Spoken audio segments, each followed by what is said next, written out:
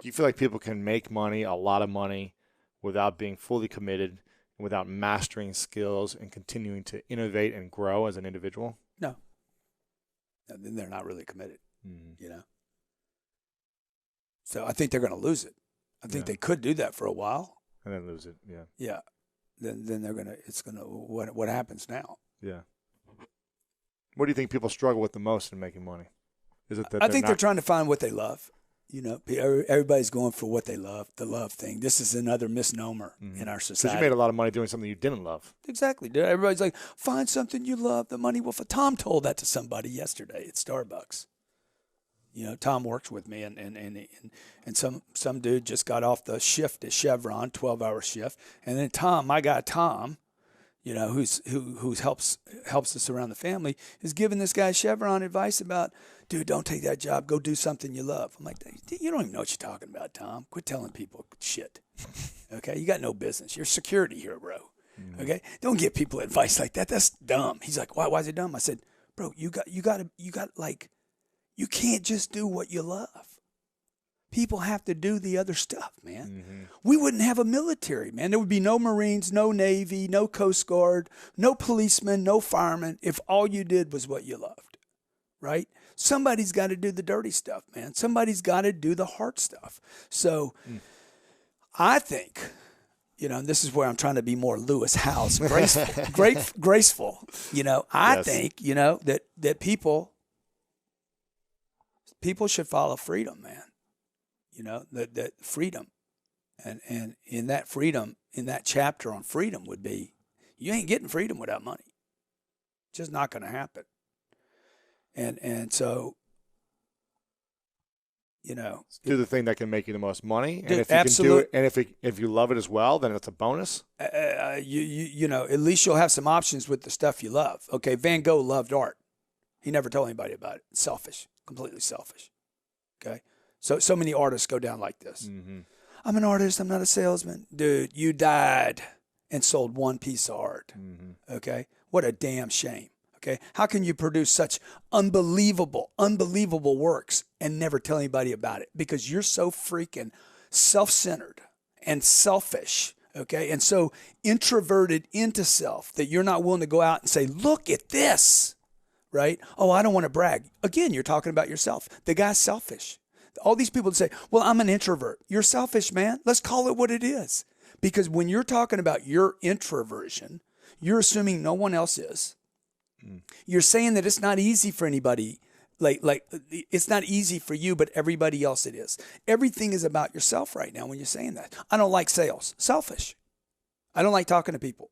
Selfish. I don't like public speaking. You're talking about yourself again, dude. I don't need money. You're selfish, dude. Okay? Your church, your community, the kids, people need money. Okay? Well, that's not who I am. You're talking about yourself again. See, and like I could quit working right now. I don't need to do this today. Financially, I'm done. I can't exhaust it. But it would be selfish of me to stop, right? Elon Musk, he's an unselfish dude. That's what I know about him for sure. He's a genius and he's unselfish. Perfect combination.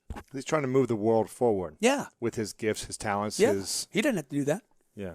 He's made a lot of money. Yeah. Mark Cuban's on TV all the time. By the way, all these super, super successful dudes, they're completely doing what your parents said not to do. Getting a lot of attention, right? I mean, why is Mark Cuban on TV 3 or 4 or 5 times a week? Right. Okay. And then we'll take every interview they give him. Yeah. Because he knows attention equals freedom. Attention equals I can start moving the bar here on the way people do things. Not just money, right? But power and influence. Yeah. Yeah. You get bored if you just stop today anyways. Yeah, dude. I get in a lot of trouble. You said she won't let you stop, right? She won't. She keeps pushing on me. Yeah. Because she knows if I know. That was a good piece that came out in the thing the other night. But it was Elena pushes me. Elena's the one. She's the one that wants me to be a billionaire. I don't really think about it that much. Really? I think it's kind of stupid. but because what are you going to do with it? Right. She's the one that says, no, you need to do it. Really, why? I mean, it's a number. It's ridiculous. You can't spend that much money, right? And she's like, no, you need to do it because you can. 1, you're close. 2, you can. And 3, you need a goal so big, right, that you're chasing that you're so interested in that you're excited and you're living and you're youthful and you got a lot of, and by the way, you're not consuming meat. You don't turn into a carnivore because you're bored. Mm-hmm. And she's right, because every time in my life when I'm bored, I become destructive. You get nasty, negative. I get nasty, dude. I get nasty. Because I'm not being productive, man. I think work is a gift, is the gift that doesn't look like a gift from God. You know, that people all talk about. They don't want to work. They hate work. They hate their job. Dude, I love my jobs, you know. I love jobs. I love having a place to work. Mm-hmm. I've been out of work, you know. I'll take any job. I'd rather any job than no job. I'd go flip hamburgers. Mm-hmm. I like doing dirty jobs. Micro, I love Micro, you know, because he'll do the dirty job. Yeah. And I trust people that will do dirty jobs. And I don't trust people that's like, oh, J-O-B, just over broke. Dude, you're broke now. If you even know that freaking term, you're broke now. Right. Okay? Wow. What's the thing that you think about the most that most people don't know about? Probably dying. You know? What do you think about? Dude, running out of time. I'm not worried about dying. I'm worried about just running out of time. Like, damn, running out of time to do what? For anybody to know me, you know, to have made a difference. Like, to, you know, my dad died when he was 52. So he had just, what he thought was just made it. He just made it. You know, him and my mom were like celebrating. Oh, we made it. He bought the house he wanted. And 18 months later, he was dead. You know? So, and then I watched my older brother. He was 25, I guess. I was 20. He was 25. He died when he was 25.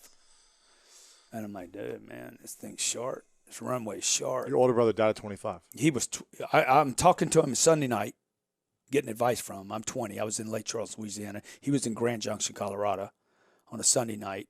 I said, man, you think I should do it, man? You think I should do it? He's like, don't do it, man. Don't do it. He was dead the next morning. So I just, like, my whole life, I'm 59. Dude, I've been thinking I was going to die since I was like 18. Like, okay, I got a couple more years. Wow. So you'll see me, like, I still have this. I'm in a hurry to get someplace. You know, there's urgency. I think life is now. Push. Huh?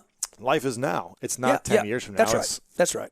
Now it's time to make a decision. Yeah. Now's the time to push. Now's the time to be more aggressive and go for what you want. Yeah. And get freedom. Yeah.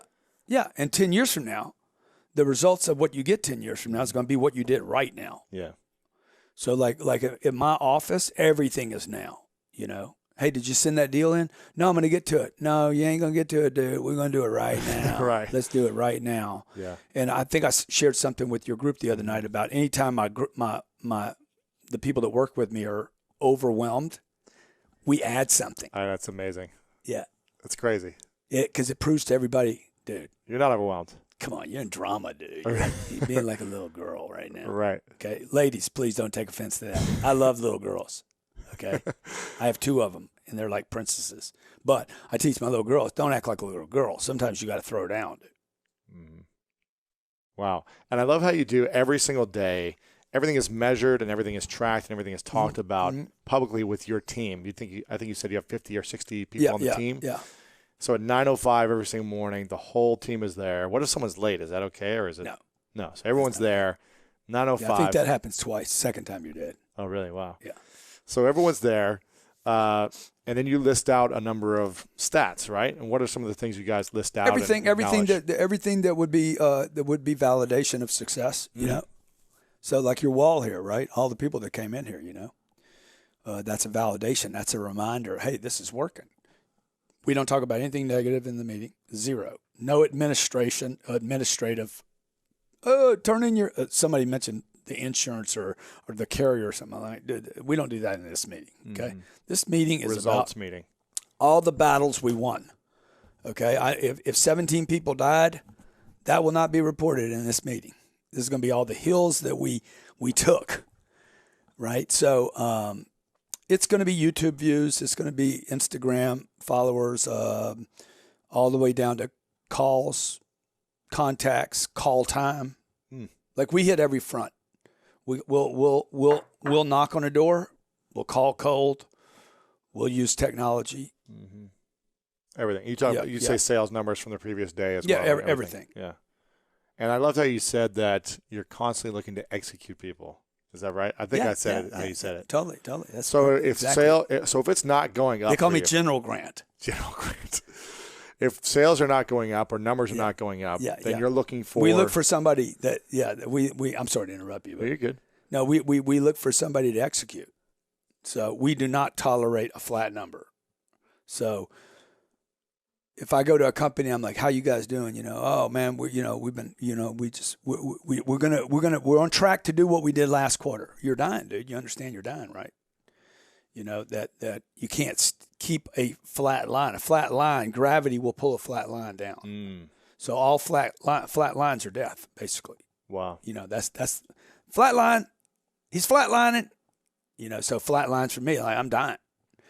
And I've been there, by the way. I had a couple companies actually. I let flatline for a while, and I paid the price of that. So I'm like, I'll never let that happen. I think it's also like a psychological thing. You just get less inspired. You're less motivated. You're not seeing growth. Totally, dude. And this has happened in newspapers. It's happened in TV. Happened to Macy's. And nobody wants to pay attention to it. It happened to Blockbuster. They just kept saying for years, no, it's coming back. We're coming back. No, you're not, dude. It's over. Okay. So flat lines are also for households in America. By the way, economy defined is the management of a household by definition. And the reason I say this is because when I'm talking about graphs right now, I have this visual image of the graph of the median income in America, and it's going just like this. It was flat for years. It was doing like this for back in the 50s and 60s. Mm-hmm. And then all of a sudden it flattened out, and now it's doing this. Really? It's in this major emergency trend right here. Wow. And it's been like this for like 18 years now, just like doing just like this. You can't reverse this trend, by the way. It's too many people responsible for it. Wow. So people need to be, this is the middle class that everybody thinks is safe. Okay? If they told you the truth, they would say this is a poverty line today, because that's what it will be tomorrow. Wow. So, and these are the people, 76% of Americans live paycheck to paycheck. So they're not looking at this graph. They're like, I'm better off than the guy that's homeless because I got my 2 BMWs and I got my 2 kids going to 2 good schools in debt on both. They're all in debt. Yeah. Like up to here, right? Oh, but my house, it's almost paid for in 15 years. It's going to be paid for. Dude, those are 3 major scams in America. The house puffed up the banks, right? The schools, the college debt, $1.3 trillion. Tremendous amount of Wall Street money sitting there. That's all pension fund money. But everybody's denying this graph right here because we're better off than people in Ethiopia. So that's why I look at graphs, right? Because numbers don't lie. People lie. Yeah. Numbers don't lie. That is true. If you want to learn how to make more money and master money in your life, then check out this video right here. Skip a meal, but don't skip reading. Said read 30 minutes a day. I don't give a damn what it is. And today, I don't mean internet crap. I mean, read something, a biography, read something that's a strategy, read something that's going to change your life. And the second thing I tell people is feeding your mind's great, but you got to also strengthen your body.